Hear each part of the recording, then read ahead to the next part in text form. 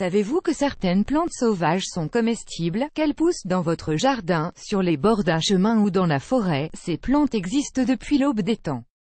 Et elles peuvent très bien finir dans nos assiettes. Encore faut-il savoir les reconnaître et connaître leur utilité et leurs propriétés. Nos grands-mères les connaissaient bien, elles qui les utilisaient pour les manger mais aussi se soigner. J'ai suivi un cours organisé par une professionnelle au cours duquel elle m'a appris à reconnaître les fleurs qui se mangent. Avant de vous lancer vous aussi, je vous conseille vivement de suivre aussi un cours comme celui-là. Je vous propose donc ici un résumé de cet apprentissage avec 24 plantes comestibles faciles à reconnaître autour de la maison. Regardez. 1. Les orties, c'est sans doute la plus connue de toutes les plantes sauvages comestibles et elle très facile à reconnaître. Il faut dire qu'elle nous est familière puisqu'elle côtoie l'homme depuis des millénaires. Le rôle de l'ortie est de nettoyer les sols. Il vaut donc mieux observer l'endroit où elle pousse car elle est aussi à l'aise dans une décharge que dans un jardin, à côté du tas de compost. L'ortie est riche en calcium, en fer et en vitamine C. Pour en bénéficier, vous pouvez en manger les têtes ou les feuilles. Le plus simple est de les cuisiner avec des pommes de terre, dans une tarte, une quiche, ou tout autre plat de ce genre. Mais vous pouvez aussi faire un beurre d'ortie. Pour cela, coupez les feuilles, lavez-les et laissez-les sécher. Ensuite, faites-les revenir dans du beurre fondu. Laissez refroidir et ajoutez des petits morceaux de beurre salé, mélangez jusqu'à en faire une pâte. Et voilà, votre beurre d'ortie est prêt. Vous pouvez aussi essayer cette délicieuse recette du pesto d'ortie. Et si vous faites sécher les feuilles, vous pouvez aussi vous préparer une tisane d'ortie. À découvrir, les 6 bienfaits de l'ortie pour votre corps. 2. Le plantain fleurit du mois de mai jusqu'au mois d'octobre. Cette plante peut se manger en salade, relevée par un filet de vinaigre balsamique et de l'huile d'olive au thym. Cette plante, comme beaucoup d'autres, contribue à la biodiversité car les oiseaux l'apprécient beaucoup. Ils se régalent de ses graines. Un de ses atouts est de pouvoir soulager les piqûres d'ortie, tout comme l'oseille et la mauve. C'est bien pratique car on les trouve souvent près des orties. 3. Le trèfle. Tout le monde connaît le trèfle. On en trouve partout, parfois en abondance. Mais en avez-vous déjà goûté? Eh bien, sachez que cette plante peut très bien être mangée en salade. Le trèfle est parfait pour accompagner une part de quiche, une tarte ou des tomates. Goûtez-en et je vous assure que vous allez adorer. 4. La pâquerette. La jolie pâquerette est pleine de calcium. Si vous avez le courage d'aller la cueillir une à une dans le jardin, cette plante vivace donne du peps à vos salades en leur apportant une touche de couleur gaie. Mais attention, les pâquerettes poussent un peu n'importe où, y compris là où on répand des pesticides et des produits toxiques. Dans ce cas, elles ne sont pas comestibles. Il faut donc veiller à les cueillir dans des espaces propres, sans pesticides, comme les jardins et potagers par exemple. 5. Le pissenlit. C'est un grand classique riche en vitamines et minéraux. Le pissenlit fleurit de mars à novembre. Il peut être consommé sous de nombreuses formes.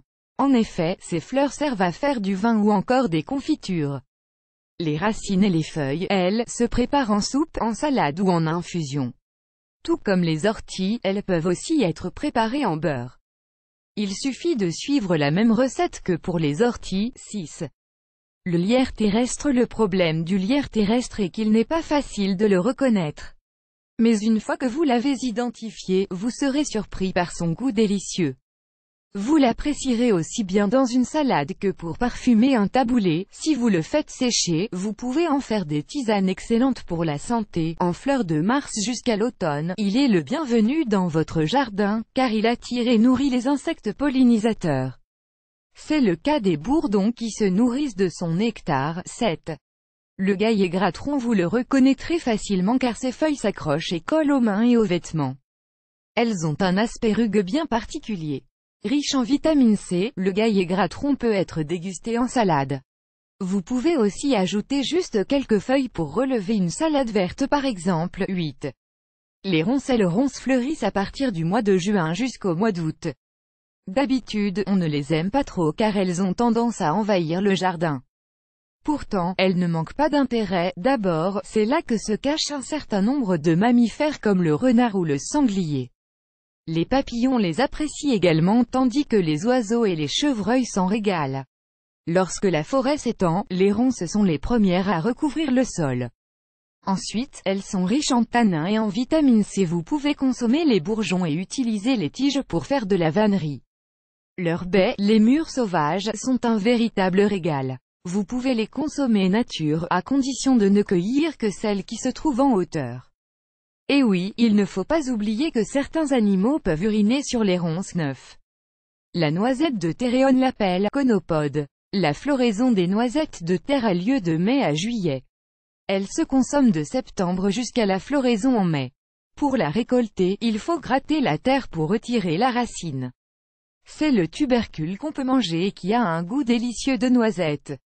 Il faut faire très attention à ne pas la confondre avec la grande ciguë, toutes deux font partie de la même famille, les Apiacées.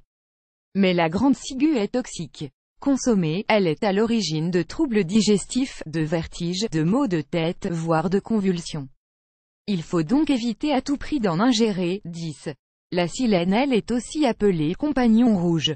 Les pousses de cette plante vivace apparaissent de mars à mai. Ce sont elles qu'on peut manger crues en salade ou cuites. Quand elle fleurit de mai en septembre, on peut aussi se régaler de ses fleurs en salade. 11. L'oseille sauvage, c'est une plante bio-indicatrice qui aide à aérer un sol trop tassé, aussi appelé rumex. Cette plante fleurit de mai à juillet. Il existe de nombreuses recettes qui utilisent de l'oseille sauvage. Elle se mange en salade, en soupe ou on peut la mettre dans les sauces ou les plats pour les relever. 12. Le sureau noir, on l'appelle aussi la vanille du pauvre à cause de son odeur forte et identifiable. Quand il y a du sureau noir, on est sûr que le sol est riche en azote. Cet arbuste fleurit au début de l'été et ses fruits apparaissent en août. Les fleurs du sureau peuvent être utilisées pour faire des beignets ou du sirop. Et les fruits se consomment en confiture, en gelée ou en sirop.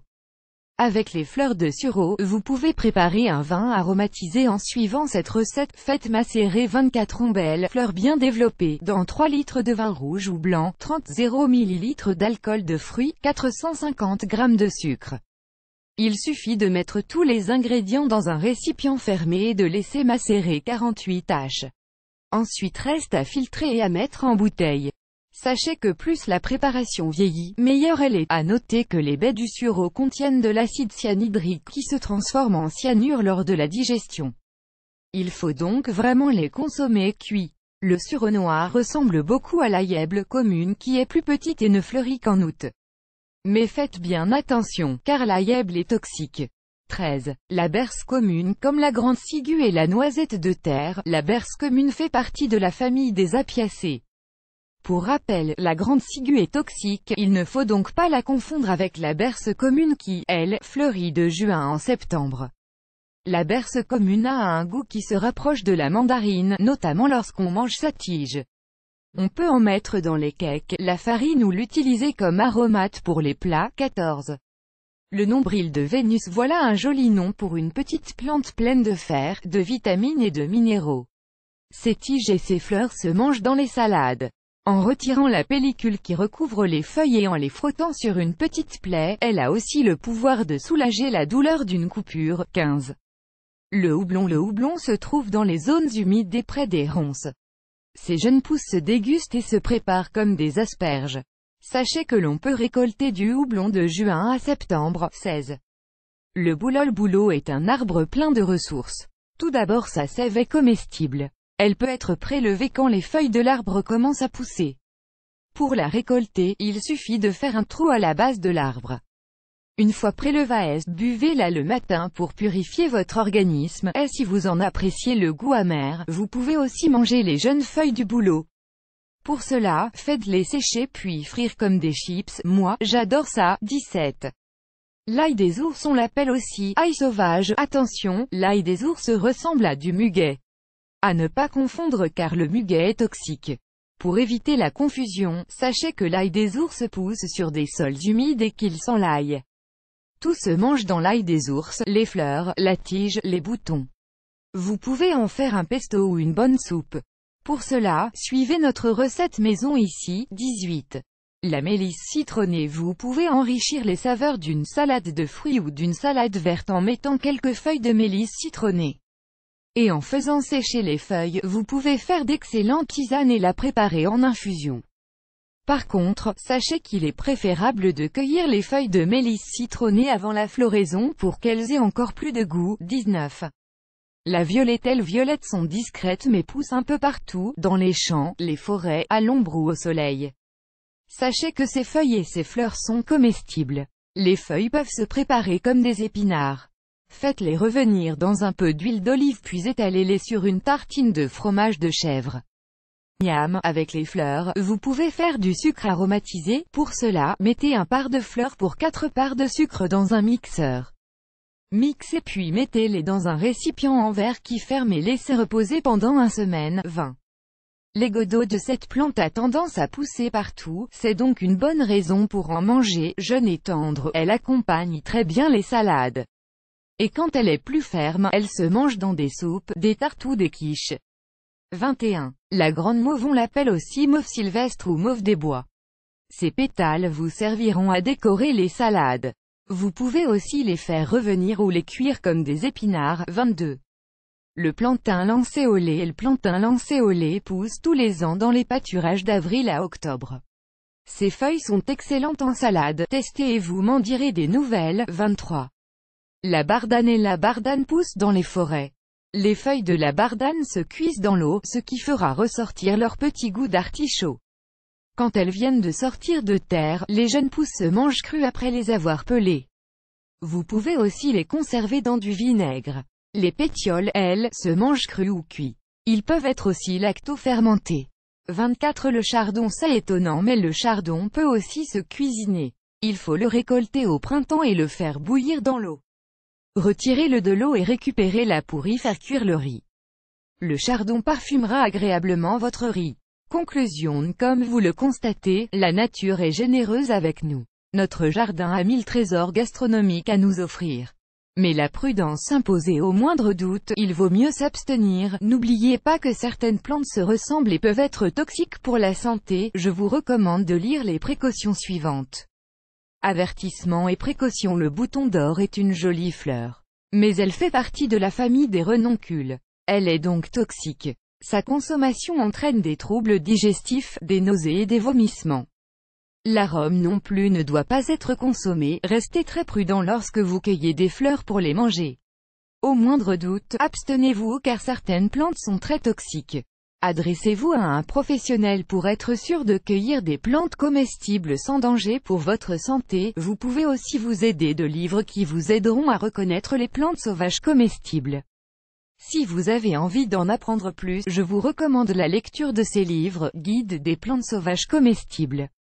Les reconnaître, les récolter, les consommer de Stephen Guido Fleischhauer. Les plantes sauvages comestibles et toxiques de François Coupland et Eva Steiner. Plantes comestibles, cueillettes et recettes des 4 saisons de Guy Lallière. Et si vous souhaitez cuisiner les herbes sauvages comme les grands chefs, je vous conseille ce livre, Fou de saveur de Marc Vera. À votre tour, vous avez essayé de manger des plantes sauvages comestibles? Dites-nous en commentaire si vous avez aimé. On a hâte de vous lire. Vous aimez cette astuce, partagez-la avec vos amis sur Facebook. À découvrir aussi, le pourpier, une plante d'aide comestible et gratuite, 63 plantes médicinales incontournables pour se soigner.